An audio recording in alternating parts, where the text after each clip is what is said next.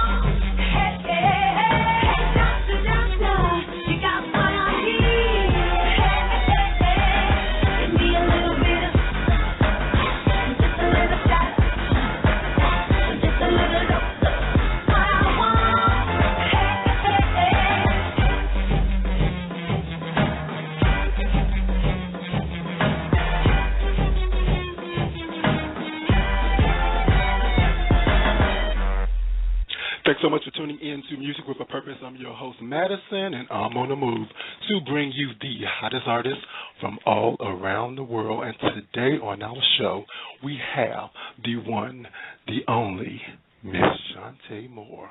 Welcome to the show, Miss That was Chante. good. Hi. How's it going, Miss Chante Moore? Today is a good day. I'm happy today, and I'm learning to take it one day at a time. I have to tell you, it is an honor and it's a privilege for you to take the time out to come by our radio show, and I do not take it lightly. We're going to talk a little bit about R&B Divas. Okay. I have some questions from my Facebook page. Of course, that's always fun. And when we talk about your new music, I have 3 cuts from you. We have Doctor, we have Alone, and we have Talking in My Sleep. I love it. Well, we have to start off with this R&B Divas.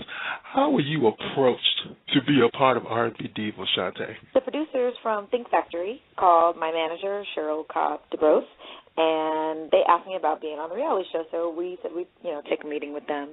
Because there's a particular kind of show that I won't do and that I thought maybe I would do. And I wasn't really sure about it. But knowing that I was just about done with my album, I know it's a good vehicle for promotion. So I was like, let me just have a meeting. So when I had a meeting with them about it, I had a couple stipulations. One was that it wouldn't be following my children anywhere, filming my kids, and that it wouldn't be, crazy.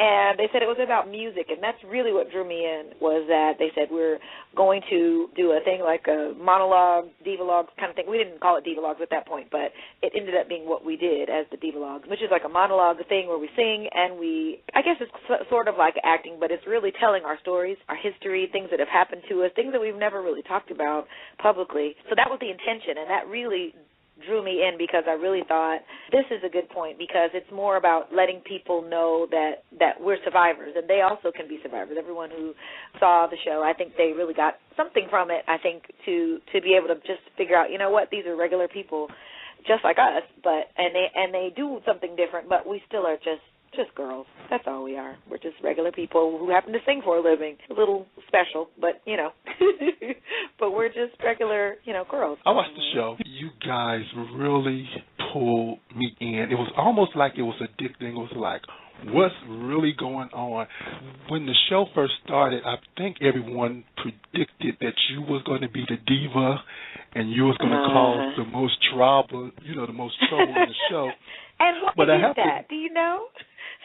I think because you have the diva persona, I would say, out of the whole group, I would say, because people didn't really know you, I think from your air and the way you came up, I think they perceived that you was going to be the diva of the show, but I really liked how it came out for you, and I wanted to know, how is your relationship with Kelly Price now? I don't have a relationship with Kelly Price now.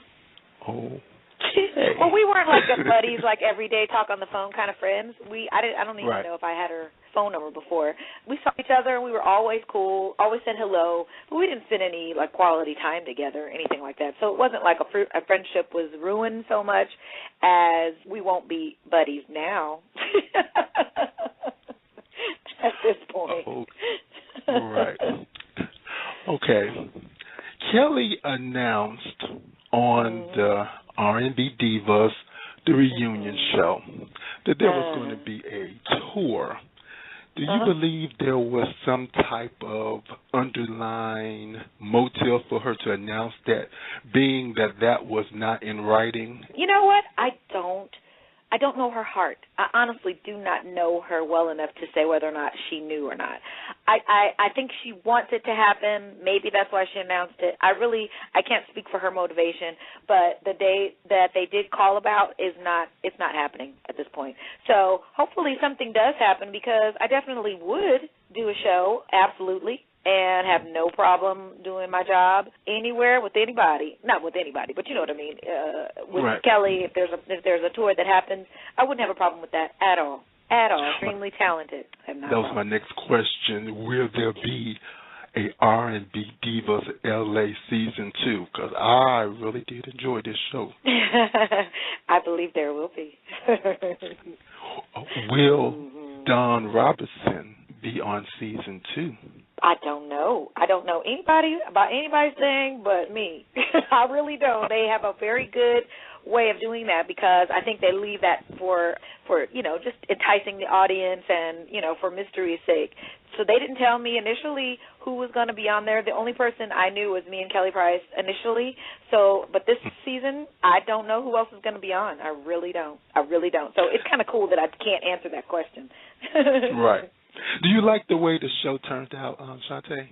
I really do. I was really pleased. I believe it depicted us truly as we were. I don't think that it was some trickery in editing or anything like that. As I experienced it, that's what I saw. And what's kind of cool is that when we did tape it, we weren't allowed to see anything ahead of time. We just taped. We were there. They shot us. We never saw any footage at all, ever.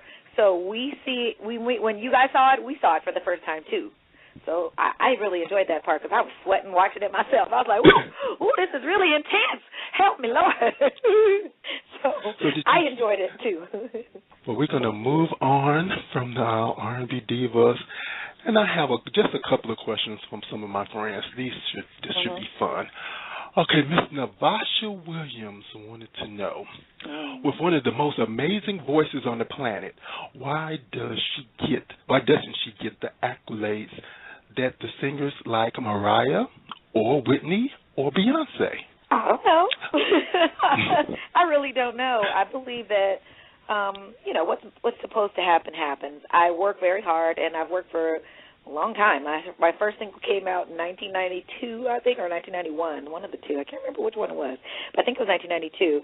So I've been working since then as a singer professionally, since 1992.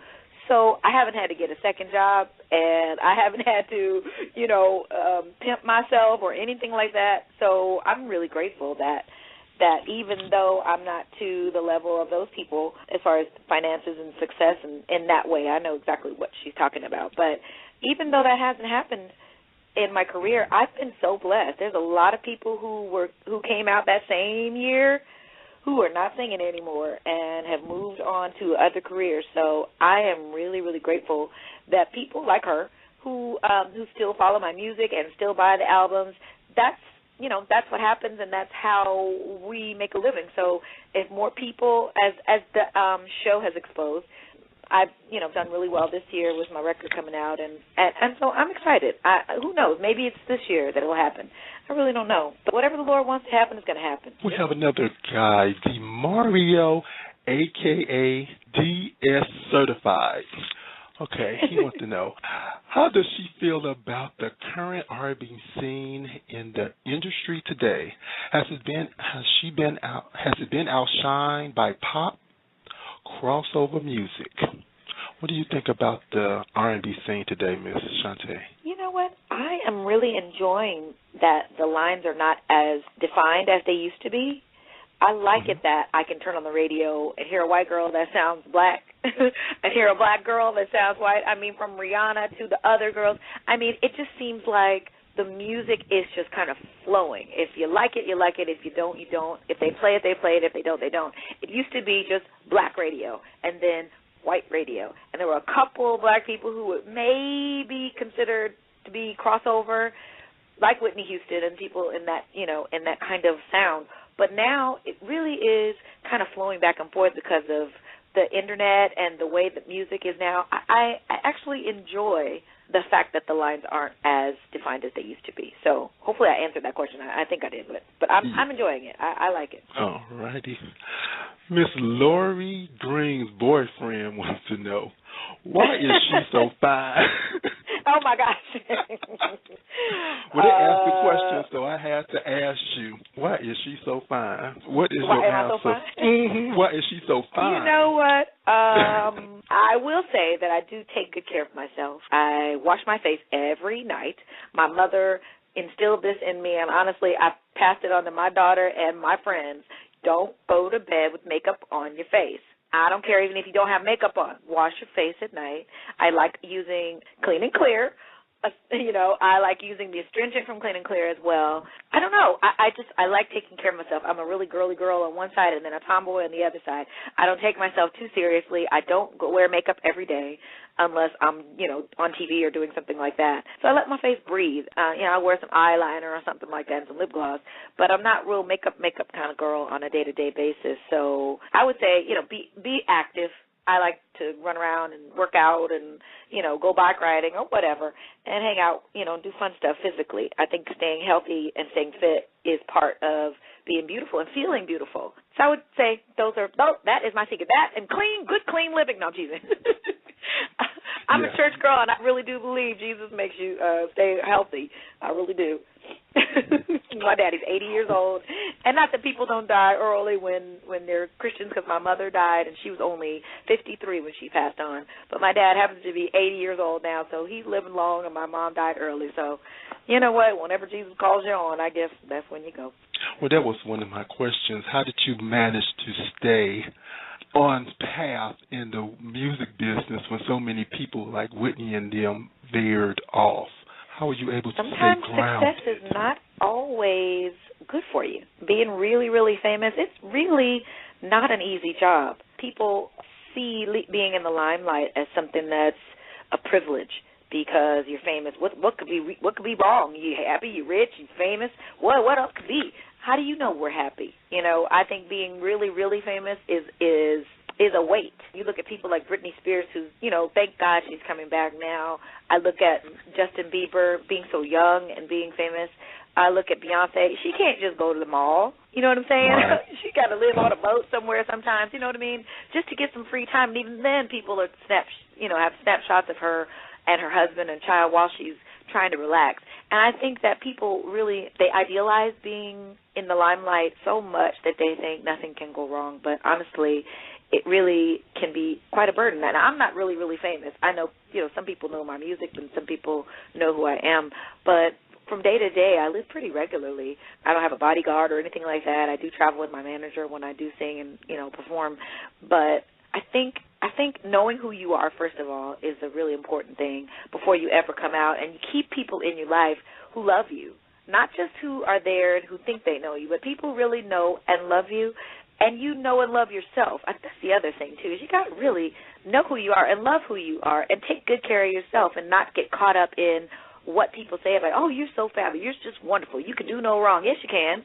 Your drawers still stink. Yeah, you need to take a bath. Yes, you have an attitude sometimes, and you have to deal with life as it comes. But you're just as stanky. You got problems just like everybody else, and you have to be able to deal with them. And just because you're in the music industry doesn't make you exempt from having problems. So I don't know. I don't take myself that seriously that I'm like, oh, I'm perfect or I'm wonderful. I'm not perfect, and sometimes I ain't so wonderful. I like how you interact with your fans. I saw a show with you at BB Jazz when you had Elijah on stage with you, how you fed him the strawberries and, you sung to him. I really enjoyed that, how you really connect with your fans. I was at the Savoy when you did your concert, and you tried the same thing. Ooh, that guy was kind of a pervert. Me and my Miss Cassandra Calloway was there. I felt, really bad for you because I know how you would like to connect and how you would. And I was hoping it would have went the same way that it went with Elijah, but it went a totally different direction, and I couldn't even videotape it. The bad boy. I said I could not even. I said I can't even videotape this. So what do you do with overzealous fans that want to get too close to you but won't respect your space? You know what? I take the chance every show, if I can, if there's time, if I can, do that part of the show. I love having guys up there who are, I like it when they're kind of a little bit shy, just a little bit, and innocent. And I don't like it when they think, oh, this is my chance to get my grope on. I don't like that because then I can't go. I can't get closer. I can't take that moment to have fun because really that's fun to me, to be able to get close and hug them or touch their head or hug them or rub their bellies if they got bellies. I love it. I absolutely love it because it's not something that I would naturally do on a day-to-day basis. Right. But when they act like they're going to turn me out during my show, that's not going to happen. It's just not going to happen. So I just usually push the line back a whole lot, and I don't get to have as much fun. So as long as they're respectful in the moment, I continue. But sometimes I've had to go, you know what, you go and sit down because you're doing too much. You're just doing too much. Usually it's fun. Usually. I wanted to ask you about we're going to move into your current CD, More is More. What record label are you under now? It's a small label called Chante Records. They're really, really small, but they're so excited and they're so personable with me. I like that, as you can tell. If you listen to any of my music and see me at all, you can tell that relationships mean a lot to me. And I really appreciated the way they've dealt with me as a person. I did a lot of recording before I got to Chante, so when I presented my most of my record to them, I already had a lot of it already recorded. So what I like is that they've let me be myself. And I'm not the exact same young lady that I was when I first came out in 1992. So I had to be sure that a label would let me grow and let me show the fact that I'm a grown woman, There's things that have happened to me that I want to sing about that, maybe some audience wouldn't be expecting, But I really love the way they're dealing with me. So, Chante, love them. Did you like being more mainstream or going the independent route? Because now artists really are enjoying being independent because they have more independence and they have more control of their careers. So how is your experience going the indie route? Well, I like it so far. The thing that you don't get is the major machine, the exposure that you would get with a major label. You don't get their base audience, you know what I mean? But I've enjoyed it. I've really enjoyed it so far, and we'll see what happens. I'm going to take it one day at a time with them, and I'm sure they're testing it out with me as well because they're mainly a jazz label, but I'm not just jazz, so I like it all. I want you to introduce your song, Alone. How did you come up with the concept of the song Alone, Chante Moore? Honey, I wanted to be alone. You hear me? I am so happy to be by myself right now and not have a man at home. Woo-wee. Most of this album I wrote, so I'm excited about having the ability to sing songs that come from my heart, but some stuff you can't talk about. You know what I mean? It's not politically correct to say, oh, forget you. But if you sing a song about it, you kind of have a little more space and room to do to say things that I normally wouldn't say on a regular basis. So that's what this song really is an outlet to just say, whoo-wee, thank you, Lord. Here is Chante Moore, Alone.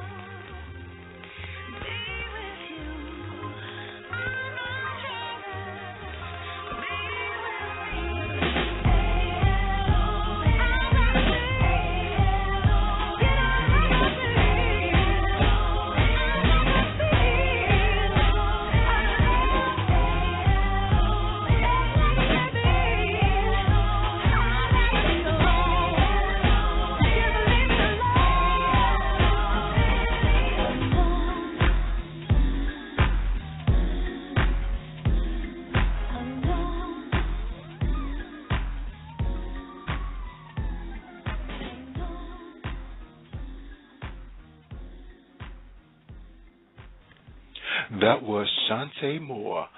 I'd rather be alone. Miss Chante Moore, I believe you really want to be alone.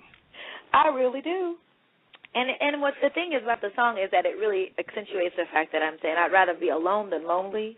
I'd rather be by myself than to be made unhappy being with somebody, you know?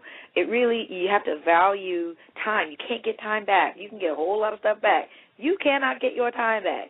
and I value my time more than ever, and I'd rather be by myself than have somebody make me mad. I like the song. I like that cut. But you did it live at the Savoy, and it really, you have a great band, by the way. It really was powerful, and I really enjoy artists that really can sing. And the testament of a true artist is when they can sing live and it sounds better than the CD. And trust me, your live performance are great. I really, really enjoyed it. Thank you very much. We have to talk about the song Talking in My Sleep. What are you saying in your sleep, Chante? You know what? Let me tell you a funny story. One time, and this isn't why I wrote this song, but one time I was a young lady. I guess I was about 19 or 20 years old, and my mom and I were very, very close. And I was dating this guy, and I hadn't told my mother that I wasn't a virgin anymore. This is really, really personal but funny. But my mother, when I got home, I went on a date with my boyfriend, and I came back home, and I spent the night in my mom's bed. I got in bed with her when she was asleep already. So I got in the bed, and she woke up the next day, and she was like, Sean, I need to talk to you. And I said, what, Mom? And she said, so you're having oral sex now? And I said, oh, my God. I said, Mommy, why would you say that? And, we had a really good friendship, so she would be able to talk to me about whatever if she wanted to, but she had never talked to me about that before. I was like, well, why would you even say that? I don't understand what I've done or said or whatever that you would ask me that question. She said, well, last night you were talking in your sleep. I said, really? What did I say? She said, you said, stop, it's choking me. It's choking me. Oh, wow. And I was like, oh. I said, no. I said, me and my boyfriend tried some weed last night, and it really burned my throat. And she said, oh, I get it. And she cracked up laughing. How funny is that story? That's a true story. We got to go right into talking with my sleep. We got to hear what Chante really means about this is talking in my sleep.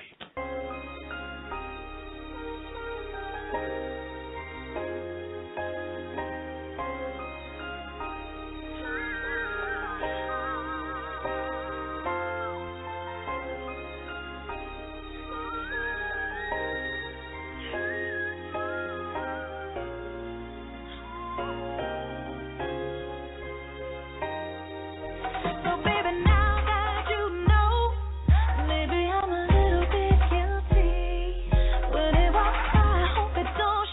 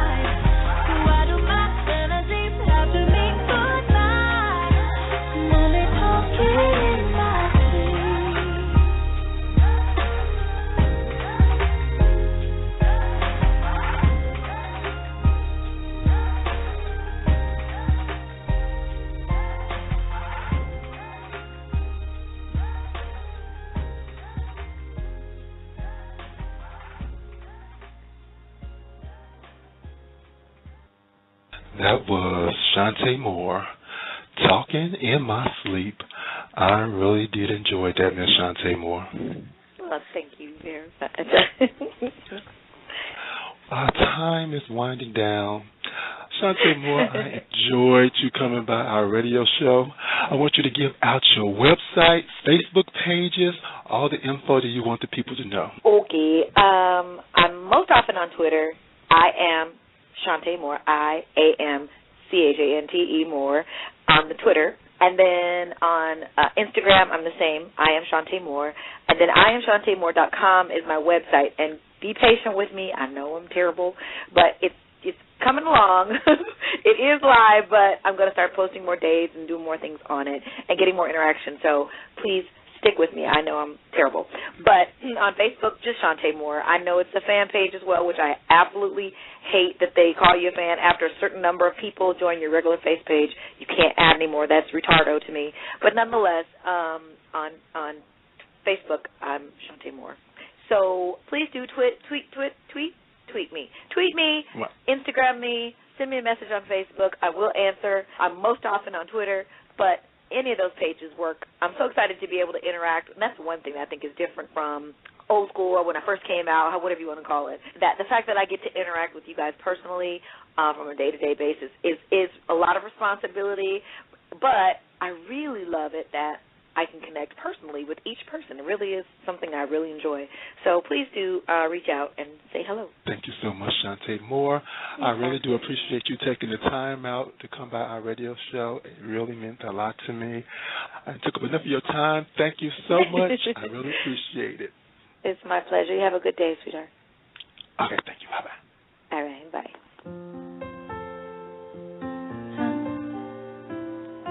How do I know? Is that okay?